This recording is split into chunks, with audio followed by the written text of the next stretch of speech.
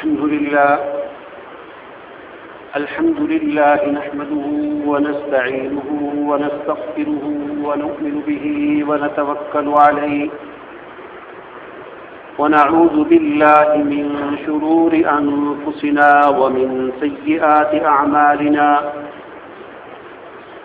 من يهده الله فلا مضل له ومن يضلل فلا هادي له ونشهد أن لا إله إلا الله وحده لا شريك له ونشهد أن سيدنا ومولانا محمدا عبده ورسوله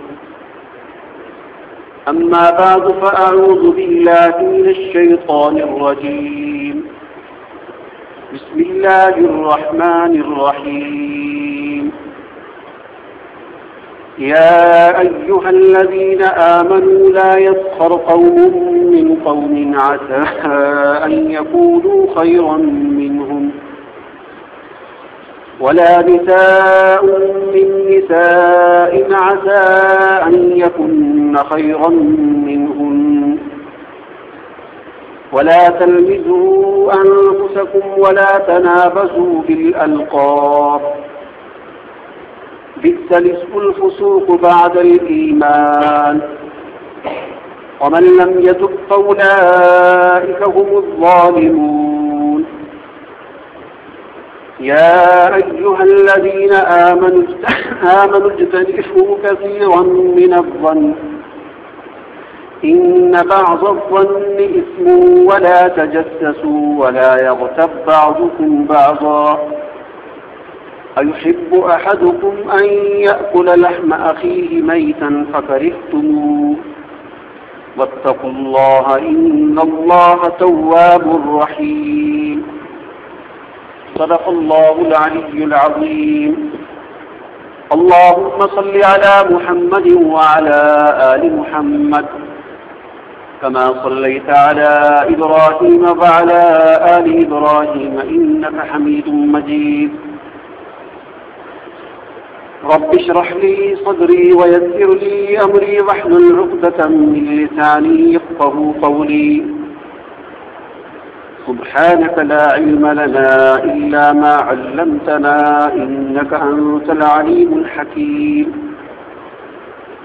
اللهم أرنا الحق حقا وارزقنا اتباعه وأرنا الباطل باطلا وارزقنا اجتنابه معزز سامعین کرام، میں نے آپ کے سامنے سورہ حجرات کی چند آیات تلاوت کی ہیں۔ اللہ تعالیٰ سے دعا ہے کہ اللہ تعالیٰ مجھے ان کی روشنی میں صحیح عرض کرنے کی اور ہم سب کو اسے سمجھنے اور اس پر عمل کرنے کی توفیق عطا فرمائے۔ سورہ حجرات کا پہلا رکوع گزشتہ جمعہ میں آپ کے سامنے اس کے اندر کیا احکامات ہیں وہ بیان ہوئے تھے۔ جیسا کہ پہلے عرض کیا تھا کہ سورت کے اندر اللہ تعالیٰ نے اسلامی معاشرے اور اسلامی ریاست کی بہتری کے لیے کیا کیا احکامات ہیں ان کو بیان کیا ہے، اور اس کے پہلے رکوع جو ہے اس کے اندر اللہ تعالیٰ نے 4-5 چیزیں بیان کی، جن میں سے یہ حکم تھا کہ اللہ اور اس کے رسول سے آگے بڑھنے کی کوشش نہ کرو، اور دوسرا یہ تھا کہ اپنی آواز کو اللہ کے رسول صلی اللہ علیہ وسلم کی آواز سے پست رکھو، اور اسی طرح ایک تیسری بات یہ بیان ہوئی تھی کہ جب تمہارے پاس کوئی خبر آ جائے، کوئی بات آ جائے، تو بغیر تحقیق کے اسے آگے مت پھیلاؤ اور بغیر تحقیق کے اس پر عمل درآمد مت شروع کرو۔ اسی طرح چوتھی بات یہ بیان ہوئی تھی کہ اگر مسلمانوں کے 2 گروہ، 2 مسلمان ہوں یا 2 خاندان مسلمانوں کے 2 خاندان ہوں یا 2 گروہ ہوں، ان کا آپس میں جھگڑا ہو جائے تو باقی مسلمانوں کی یہ ذمہ داری ہے کہ وہ ان کی صلح کریں اور ان کے جھگڑے کو ختم کریں۔ اور آخر میں اللہ تعالیٰ نے یہ بات بیان فرمائی تھی پہلے رکوع کے آخر میں کہ سارے کے سارے ایمان والے یہ آپس میں بھائی ہیں۔ اب یہاں سے دوسرا رکوع شروع ہو رہا ہے، اور اس کے اندر بھی اللہ تعالیٰ نے مسلمان معاشرے اور مسلمان ریاست کے اندر کیا کیا خوبیاں ہونی چاہیے اور کن کن برائیوں سے اجتناب کرنا چاہیے ان کو بیان کیا ہے۔ اس دوسرے رکوع کی جو پہلی 2 آیات ہیں، ان 2 آیات میں خاص طور پر 6 برائیوں کا ذکر ہے، جنہیں ہم مجلسی برائیاں بھی کہہ سکتے ہیں، یعنی ہماری مجلسوں کے اندر یہ برائیاں عام طور پر پائی جاتی ہیں، جہاں پر 2 آدمی 4 آدمی 10 آدمی اکٹھے بیٹھتے ہیں، تو یہ 6 برائیاں عام طور پر وہاں پر پائی جاتی ہیں۔ تو اللہ تعالیٰ نے سورہ حجرات کے دوسرے رکوع کی پہلی 2 آیات میں ان 6 برائیوں سے مسلمانوں کو منع کیا ہے کہ اپنے آپ کو ان برائیوں سے بچاؤ۔ ان 6 میں سے 3 برائیاں ایسی ہیں جو سامنے ہوتی ہیں، یعنی ایک دوسرے کے سامنے وہ برائیوں کا وہ ہوتی ہیں، اور 3 برائیاں ایسی ہیں کہ جو پیٹھ پیچھے ہوتی ہیں، جو چھپ کر ہوتی ہیں۔ تو پہلی آیت کے اندر اللہ تعالیٰ نے ان 3 برائیوں کو بیان کیا ہے جو عام طور پر سامنے ان برائیوں کا اظہار ہوتا ہے۔ فرمایا کہ یا ایھا الذین آمنوا، اے ایمان والو، لا یسخر قوم من قوم عسى ان یکونوا خیرا منہم ولا نساء من نساء عسى ان یکن خیرا منہن۔ فرمایا کہ اے ایمان والو، تم میں سے کوئی کسی کا تمسخر نہ اڑائے، کسی کا مذاق نہ اڑائے۔ قوم من قوم، یہاں پر قوم سے مراد مرد ہیں، تم میں سے کوئی مرد کسی مرد کا مذاق نہ اڑائے، اس کا ٹھٹا نہ اڑائے، تمسخر اس کا نہ اڑائے۔ کیوں؟ اس لیے عسى ان یکونوا خیرا منہم، کہ ممکن ہے کہ جس کا تم مذاق اڑا رہے ہو وہ تم سے بہتر ہو۔ کیا معلوم کہ اس کے دل میں اللہ کا زیادہ خوف ہو، کیونکہ اللہ تو جیسے کہ آتا ہے ایک اور روایت میں کہ اللہ تعالیٰ تمہارے چہروں کو نہیں دیکھتا، تمہارے رنگوں کو نہیں دیکھتا، بلکہ اللہ تعالیٰ تمہارے دلوں کو دیکھتا ہے کہ جس کے دل میں زیادہ تقویٰ ہے وہ اللہ کے ہاں زیادہ مقبول ہے۔ فرمایا کہ کسی کا بھی مذاق نہ اڑاؤ، کسی کا تمسخر اور ٹھٹھا نہ اڑاؤ۔ عسى ان یکونوا خیرا منہم، ممکن ہے شاید وہ تم سے زیادہ بہتر ہو۔ اور آگے فرمایا کہ ولا نساء من نساء، اور کوئی عورت کسی دوسری عورت کا تمسخر اور مذاق نہ اڑائے۔ عسى ان یکن خیرا منہن، ممکن ہے کہ وہ عورت جس کا مذاق اڑایا جا رہا ہے وہ تم سے بہتر ہو۔ تو یہاں پر اللہ تعالیٰ نے مردوں کو الگ خطاب کیا اور عورتوں کو الگ خطاب کیا، کیونکہ یہ ایک بہت اہم بات تھی، اس لیے اس کو الگ الگ کر کے اللہ تعالیٰ نے بیان کر دیا کہ کوئی مرد کسی مرد کا مذاق نہ اڑائے اور کوئی عورت کسی دوسری عورت کا مذاق نہ اڑائے، کہ ممکن ہے کہ وہ تم سے بہتر ہو، اس کے دل میں اللہ کا زیادہ خوف ہو، اس کو اللہ کا زیادہ قرب حاصل ہو، اللہ تعالیٰ سے وہ زیادہ محبت کرتا ہو تم سے بھی، تو ایسا نہ کرو۔ ایک تو یہ بیان فرمایا، اور دوسرا فرمایا کہ ولا تلمزوا انفسکم ولا تنابزوا بالالقاب، ولا تلمزوا انفسکم۔ اور دوسری برائی جو ہمارے معاشرے میں پائی جاتی ہے، ہماری مجلسوں میں ہوتی ہے، فرمایا کہ ولا تلمزوا انفسکم، اپنے آپ کی عیب جوئی مت کرو، یعنی اپنی عیب جوئی نہ کرو۔ الفاظ یوں ہیں یہاں پر، لیکن اصل میں یہ ہے کہ کسی اور کی عیب جوئی نہ کرو، کسی کے عیب نہ نکالو۔ بعض لوگوں کی عادت ہوتی ہے کہ وہ لوگوں کے ٹو میں پڑے ہوتے ہیں، اس کے پیچھے لگ جاتے ہیں کہ اس کا کوئی عیب مجھے مل جائے، کوئی اس کی خرابی، کوئی اس کی برائی مجھے معلوم ہو جائے، مجھے پتہ چل جائے، تو اس چیز سے پیچھے لگے ہوتے ہیں۔ فرمایا کہ کسی کی عیب جوئی مت کرو۔ اور جہاں پر جو الفاظ فرمائے کہ ولا تلمزوا انفسکم، اپنے آپ کی عیب جوئی نہ کرو، اس کی مثال اسی طرح ہے جیسا کہ حدیث میں حضور اکرم صلی اللہ علیہ وسلم نے فرمایا کہ تم میں سے کوئی اپنے ماں باپ کو گالی نہ دے۔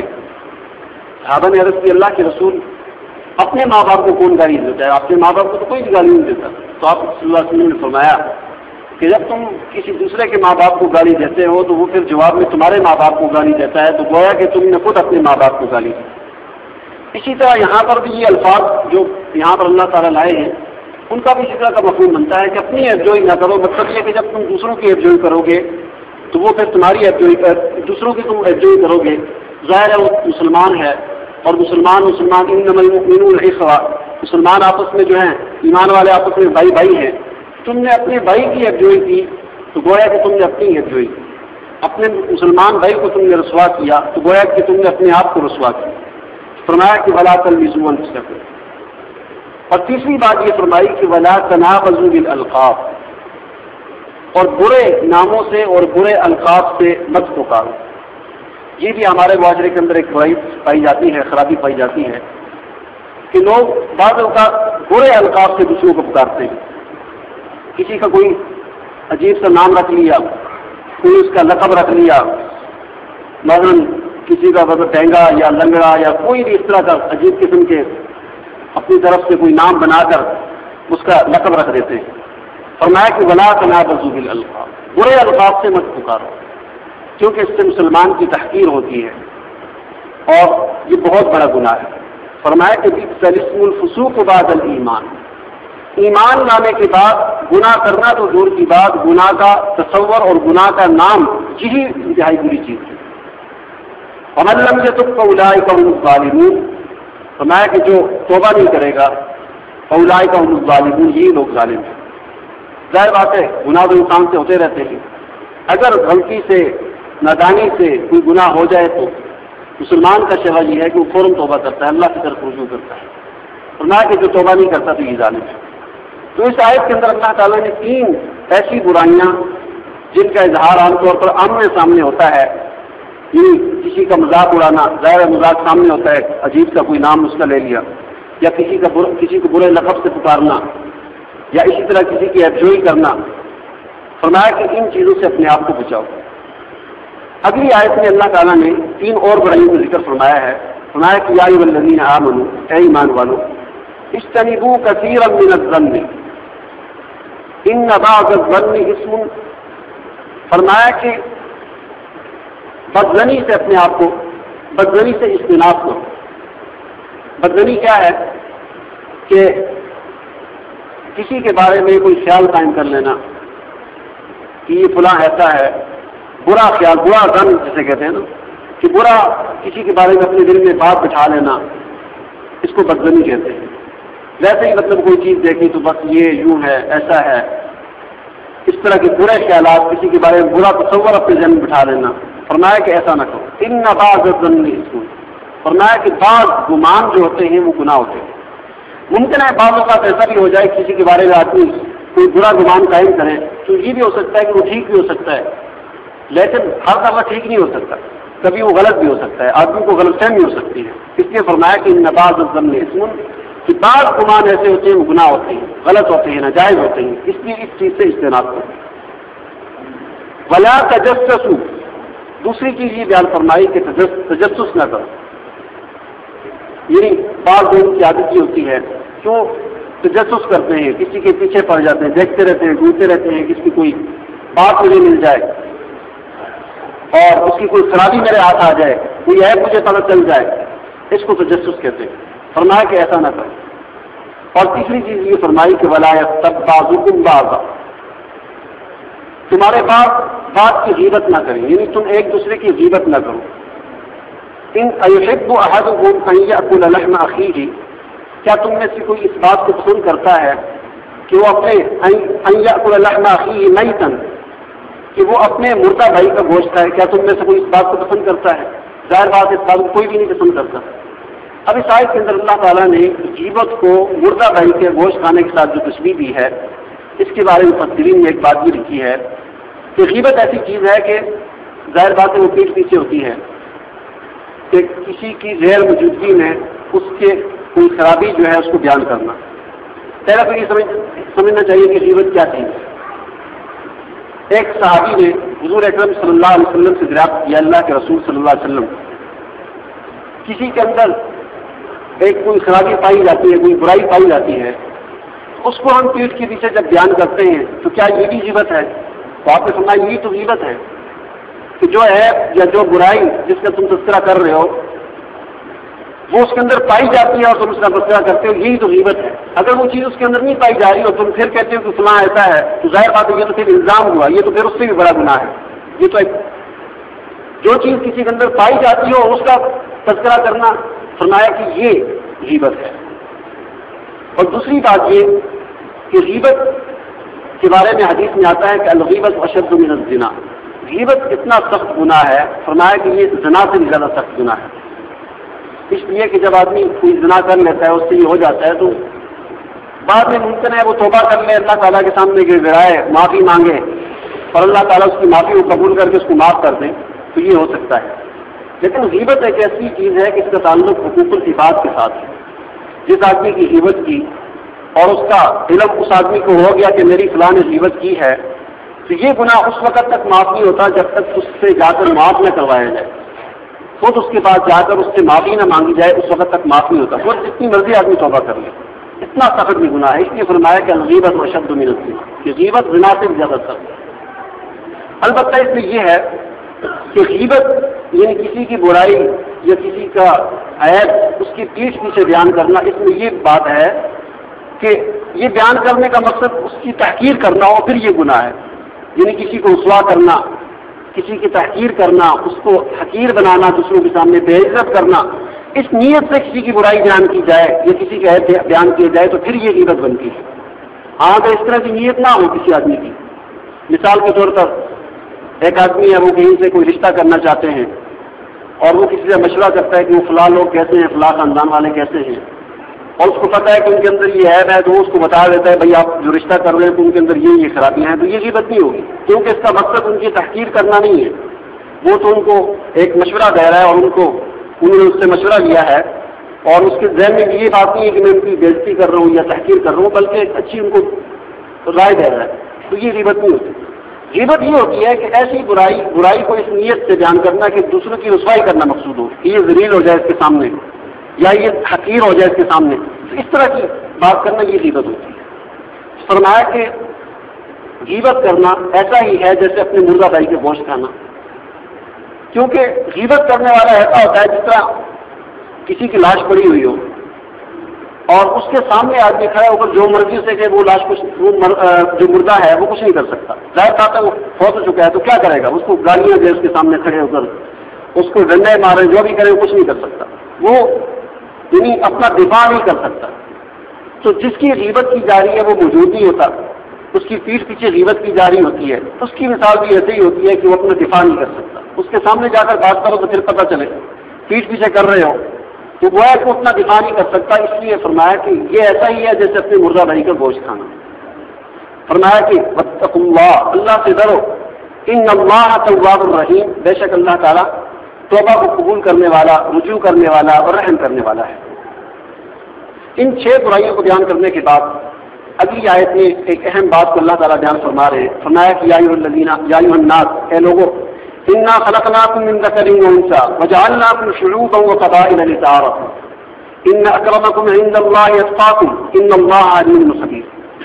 فرمایا کہ اے لوگوں، انا خلقناکم، بے شک ہم نے تمہیں پیدا کیا ہے، جتنی بھی انسانیت ہے پوری دنیا کی، فرمایا اللہ تعالیٰ فرماتے ہیں کہ ہم نے تمہیں پیدا کیا ہے، من ذکر و انثى، اور ایک مرد اور ایک عورت سے ہم نے تمہیں پیدا کیا ہے، وجعلناکم شعوبا وقبائل، اور ہم نے تمہارے خاندان اور قبیلے بنا دیے ہیں، لتعارفوا، تاکہ تمہارا آپس میں تعارف ہو۔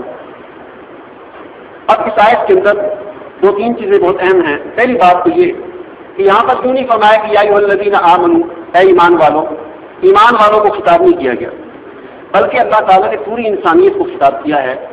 یا ایھا الناس، یا ایھا الناس، اے لوگوں، پوری انسانیت کو خطاب کیا ہے کہ یا ایھا الناس، اے لوگوں، انا خلقناکم، بے شک ہم نے تمہیں پیدا کیا ہے، من ذکر و انثى، ایک مرد اور ایک عورت سے، یعنی چاہے کوئی مسلمان ہے چاہے کوئی کافر ہے، سب جتنی بھی انسانیت سب کو اللہ نے پیدا کی، خالق سب کا ایک ہے۔ اور دوسری بات یہ کہ سب کی جو تخلیق ہوئی ہے ایک مرد عورت سے ہوئی ہے، ایسا نہیں ہے کہ جس طرح کے مختلف نظریات دنیا کے اندر پائے جاتے ہیں، بعض لوگوں کا جی پہلے انسان بندر تھا اور اس سے کرتے کرتے پھر انسان یہ بن گیا، یہ موجود شکل بن گئی، ایسی بات نہیں ہے۔ فرمایا کہ ایک مرد آدم اور ایک عورت حضرت حوا، اس سے تمہیں پیدا کیا، پھر آگے جا کر کوئی مسلمان ہو گئے، کوئی کافر ہو گئے، کوئی کالا ہو گیا، کوئی سفید ہو گیا، کوئی سید بن گیا، کوئی شیخ بن گیا، کوئی مغل بن گیا، کوئی ایوان بن گیا، کوئی جو ہے کشمیری بن گیا، کوئی پاکستانی، کوئی ہندوستانی بن گیا، یہ ساری تقسیمی بات نہیں ہوئی۔ ان کا مقصد کیا ہے؟ فرمایا کہ وجعلناکم شعوبا وقبائل، یہ جو چیزیں ہم نے بنائی ہیں، تمہارے قبیلے جو بنائے ہیں، اس کا مقصد یہ ہے کہ تعارفوا، تمہارا آپس میں تعارف ہو جائے۔ یہ جو خاندان اور یہ جو چیزیں بنائی ہیں ان کا مقصد صرف تعارف ہے.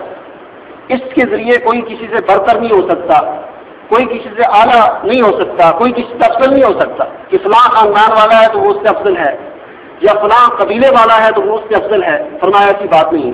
افضل کون ہے؟ فرمایا کہ افضل وہ ہے اللہ کے نزدیک ان اکرمکم عند اللہ اتقاکم, اللہ کے نزدیک سب سے مکرم وہ ہے جو سب سے زیادہ متقی ہے, جس کے دل میں تقوی زیادہ ہے, جس کے دل میں اللہ کا خوف زیادہ ہے, جو اللہ اور اس کے رسول کی سب سے زیادہ اطاعت کرتا ہے.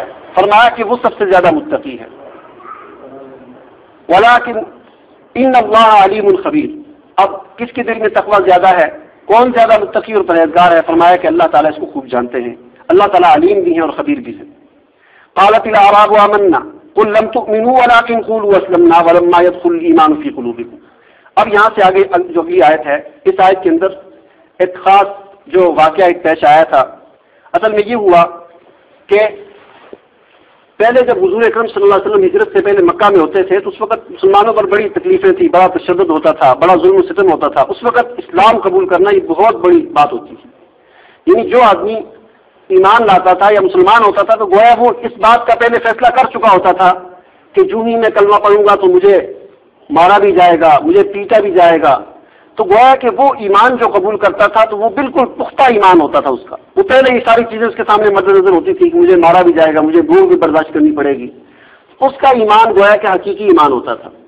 لیکن جب ہجرت ہو گئی, مدینہ میں آگے مسلمان, اللہ تعالیٰ نے فتوحات کے دروازے کھول دیے, مسلمانوں کی ایک ریاست حکومت قائم ہوگی. اب مسلمان غالب آنا شروع ہو گئے. پھر کرتے کرتے جو ایک وقت ایسا بھی آیا کہ مسلمانوں نے مکہ کو بھی فتح کر لیا, اور مکہ فتح ہونے کے بعد ایسا بھی دور آیا کہ ایک ایک دن میں ہزاروں لوگ آ کر مسلمان ہوتے تھے. اب اس کے اندر یہ ہوتا تھا کہ وہ ظاہر بات ہے اس طرح کی بات تو نہیں ہوتی تھی.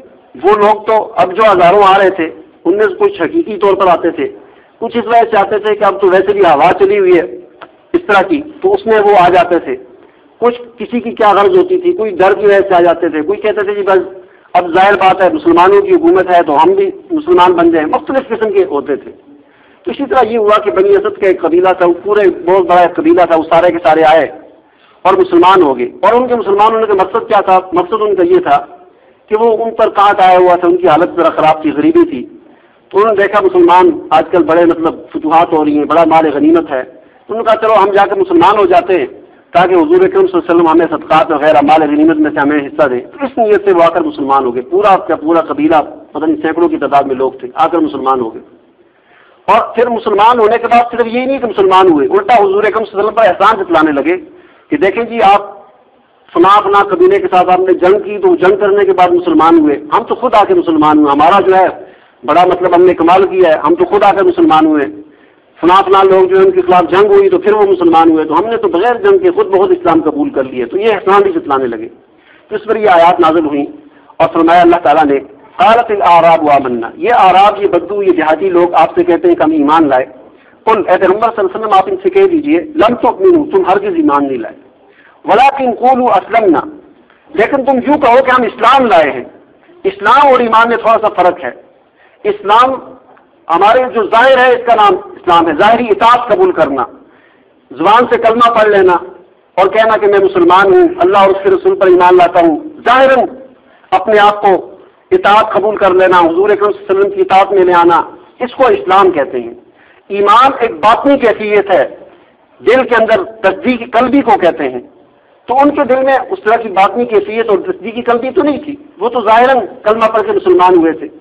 فرمایا کہ تم یوں نہ کہو کہ ہم ایمان لائے, ایمان تو ایک باطنی کیفیت ہے, وہ ابھی تمہارے اندر پیدا ہی نہیں ہوئی, بلکہ تم یوں کہو کہ ہم مسلمان ہو گئے, ہم نے اسلام قبول کر لیا, ظاہراً ہم نے اطاعت قبول کر لی. ولما يدخل الايمان في قلوبكم, ابھی ایمان تمہارے دلوں میں داخل نہیں ہوا. وان تطيعوا الله ورسوله, اگر تم اللہ اور اس کے رسول کی اطاعت کرو, لا يلدكم من اعمالكم شيئا, اللہ تعالیٰ تمہارے اعمال کو ضائع نہیں کرے گا. یعنی اگرچہ ایمان تمہارے دلوں میں ابھی داخل نہیں ہوا, لیکن تم اللہ اور اس کے رسول کی اطاعت کرتے رہو تو اللہ تعالیٰ تمہارے اعمال کو پھر ضائع نہیں کرے گا, بلکہ تمہیں اس کا اچھا بدلہ دے گا. ان اللہ غفور الرحیم. انما المؤمنون, اب ایمان کیا چیز ہے, مومن کون ہوتے ہیں, اس کی تعریف اللہ تعالیٰ نے آیت میں کر دی. فرمایا کہ انما المؤمنون الذین آمنوا باللہ ورسولہ, مومن تو وہ لوگ ہیں کہ جو اللہ اور اس کے رسول پر سچے دل کے ساتھ ایمان لائیں. حقیقتاً اور پختہ اور انتہائی تصدیق قلبی کے ساتھ وہ ایمان لے آئیں. ایک تو یہ ہو گیا. ثم لم یرتابوا، پھر اس میں شک نہ کریں، ان کے دل میں کسی قسم کا کوئی شک نہ ہو کہ پتہ نہیں یہ دین صحیح ہے یا نہیں ہے، یا یہ قرآن صحیح ہے یا نہیں، یا فلاں بات صحیح ہے یا نہیں. بالکل ان کو بھی یہ پختہ یقین ہونا چاہیے. اللہ کے ہر بات پر ان کو یقین ہونا چاہیے. رسول اللہ صلی اللہ علیہ وسلم کی جو حکم ہے، جو فرمان ہے، اس پر پختہ یقین ہونا چاہیے، اس میں کوئی شک نہیں ہونا چاہیے. فرمایا کہ یہ ایمان حقیقی ہے. اور دوسری بات یہ اعمال کے حوالے سے فرمایا کہ وجاہدوا باموالہم وانفسہم فی سبیل اللہ. مومن تو وہ ہیں کہ جو اپنی جانوں اور مالوں کے ساتھ جہاد کریں اللہ کے راستے میں، یعنی اپنی جان کو بھی اللہ کے راستے میں کھپائیں اور اپنے مال کو بھی اللہ کے راستے میں کھپائیں اور جہاد کریں. جہاد کے جو ہے 3 درجات ہوتے ہیں. پہلا درجہ جہاد کا یہ ہے کہ انسان کا اپنے نفس کے خلاف جہاد کرنا، کہ انسان کا نفس چاہتا ہے، اذان ہوئی تو سویا ہوا ہے تو دل کرتا ہے کہ میں سو جاؤں، یہ نفس اس کو کہہ رہا ہے کہ سو جاؤ، آرام کرو. لیکن جب اپنے نفس کے خلاف جہاد کرتا ہے، اس کا مقابلہ کرتا ہے، کہتا ہے نہیں میں اٹھوں گا اور اللہ کا حکم پورا کروں گا، مسجد جاؤں گا، وضو کر کے نماز پڑھوں گا. اسی طرح کاروبار ہو رہا ہے، سود مل رہا ہے، نفس یہ چاہتا ہے کہ سود لے لو، بڑا منافع مل رہا ہے، لیکن انسان اس کا مقابلہ کرے، اس کے خلاف جہاد کرے اور کہے کہ نہیں اللہ نے اس سے منع کیا ہے، مجھے چاہے جو بھی ہو جائے، نفع ہو جائے یا نقصان ہو جائے، میں نے اس کو نہیں کھانا. رشوت مل رہی ہے، نفس کہہ رہا ہے کہ لے لو، لیکن اس کے خلاف نفس کے خلاف جہاد کرے انسان، کہے کہ میں نے اس کو نہیں لینا. یہ جہاد کا پہلا درجہ ہے کہ اپنے نفس کے خلاف جہاد. جہاد کا دوسرا درجہ یہ ہے کہ کفر کے خلاف جہاد. نظریاتی طور پر ہمارے معاشرے کے اندر طرح طرح کے کفری عقائد ہیں، انسان ان کے خلاف واضح و نصیحت کرے، نشر و اشاعت کا کام کرے، لوگوں کو جمع کرے، ان سے بات کرے، ایک ایک اپنے گھر کے اندر بات کرے، دین کی بات کو پھیلائے، دعوت و تبلیغ کا کام کرے. یہ سارے کے سارے کام، پڑھنا پڑھانا، یہ سارے کے سارے یہ کیا ہے؟ جہاد مال کفر ہے، کہ کفریہ عقائد کے خلاف یہ نظریاتی جہاد ہے. یہ جہاد کی دوسری جو ہے منزل ہے. اسی طرح جہاد کی تیسری منزل یہ ہے اور آخری اسٹیج یہ ہے کہ جہاد مال کفار، کہ کفار کے خلاف جہاد کرنا، کہ کفار جو اسلام کے خلاف سازشیں کرتے ہیں، اسلام اور مسلمانوں کو مٹانے کی کوشش کرتے ہیں، ان کے خلاف انسان جو ہے مسلح ہو کر نکلے اور ان کے خلاف جہاد کرے. یہ جہاد کا تیسرا اور سب سے بلند ترین درجہ ہے اور اس کو قتال بھی کہتے ہیں. تو فرمایا کہ ایمان حقیقی مومن تو وہ لوگ ہیں کہ جو اللہ اور اس کے رسول پر ایمان لے آئیں اور پھر اللہ کے راستے میں اپنی جان اور مال کے ساتھ جہاد کریں. اولئک هم الصادقون، فرمایا یہ سچے لوگ ہیں. قل تعلمون اللہ بدینکم، اب ان لوگوں سے کہا جا رہا ہے، فرمایا کہ تم احسان جتلاتے ہو اپنے دین کا اللہ پر. واللہ یعلم ما فی السماوات وما فی الارض، اللہ جانتا ہے جو کچھ آسمانوں میں ہے اور جو کچھ زمینوں میں ہے. آج ہماری حالت بھی یہی ہے کہ صحابہ کرام نے جو اسلام قبول کیا تھا تو انہوں نے بڑا سوچ بچار کر کے سب چیزیں سامنے رکھ کے انہوں نے اسلام قبول کیا. ان کی ایمانی کیفیت پھر اور تھی. ہماری حالت بھی وہی گویا کہ اسی طرح کی ہے کہ ہمیں تو وراثت میں ایمان ملا ہوا ہے، اسلام ملا ہوا ہے. یعنی ہم نے اپنی وہ کہتے ہیں نا چوائس سے، اپنی جو ہے پسند سے اسلام کو قبول نہیں کیا.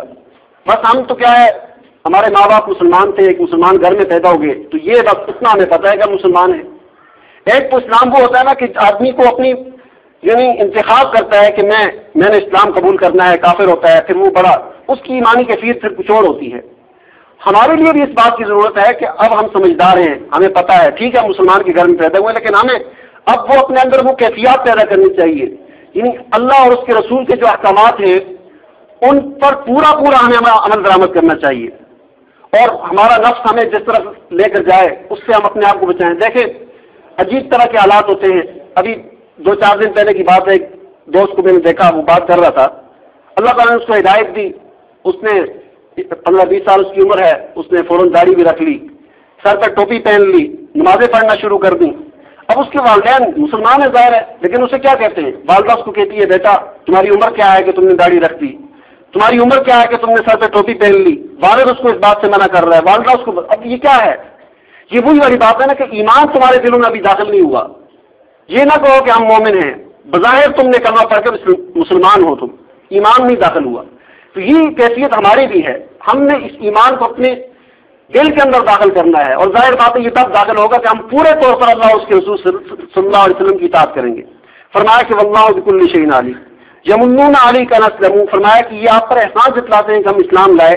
قل آپ ان سے کہہ دیجیے لا تمنوا، نہ احسان جتلاؤ علیہ اسلاموں کا، اپنے اسلام کا.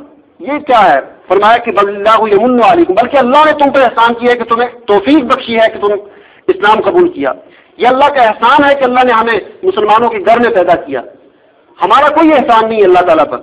فرمایا کہ ان ہداکم للایمان ان کنتم صادقین ان اللہ یعلم غیب السماوات والارض، اللہ تعالیٰ جانتا ہے زمین و آسمان کے غیب کو.